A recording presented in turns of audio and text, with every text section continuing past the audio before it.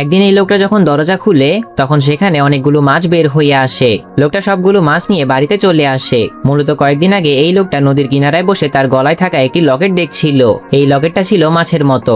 লোকটা সেই লকেটের সাহায্যে মাছ ধরার চেষ্টা করে, তবে হঠাৎ করে দড়ি ছিঁড়ে যাওয়ার কারণে লকেটের মাছটা নদীতে পড়ে যায়। তখন লোকটা নদীর পানিতে লাফ দিয়ে লকেটটা খোঁজার চেষ্টা করে, কিন্তু তখন সেখানে অনেক বড় একটা মাছ এসে লকেটটা খেয়ে ফেলে। লোকটা বাড়িতে এসে সেই বড় মাছটার ছবি আঁকে। লোকটা মনে মনে সিদ্ধান্ত নিয়েছিল সে এখন থেকে পৃথিবীর সবগুলো মাছ ধরে ফেলবে, যতদিন পর্যন্ত না সে তার লকেটটা খুঁজে পাচ্ছে। এরপর থেকে লোকটা মাছ ধরার পর সেই মাছের পেট এবং মুখ চেক করতে শুরু করে। হাজার হাজার মাছ ধরার পরেও কোনো লাভ হয় না। রাতের বেলা যখন লোকটা তার বাড়িতে ফিরে আসে তখন সে দেখে তার ফ্রিজের পেছনে অনেকগুলো বিড়াল লুকিয়ে আছে। লোকটা তখন সেই বিড়ালগুলোকে ঘর থেকে বের করে দেয়। রাতের বেলা লোকটা প্রজেক্টর ব্যবহার করে সেই বড় মাছটার ছবি দেখতে থাকে, যাতে করে সে মাছটাকে দেখা মাত্রই চিনতে পারে। তার বাড়ির পাশে এক বৃদ্ধ লোক বাস করত, যে কিনা প্রতিদিন লাইট হাউসে মোমবাতি জ্বালানোর কাজ করত।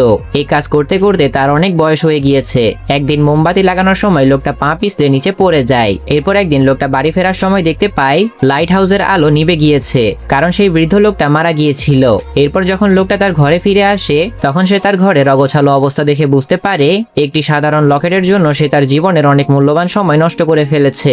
এরপর লোকটা তার ঘরে লাগানো বড় মাছটার সবগুলো ছবি নিয়ে নদীর পানিতে ফেলে দেয়।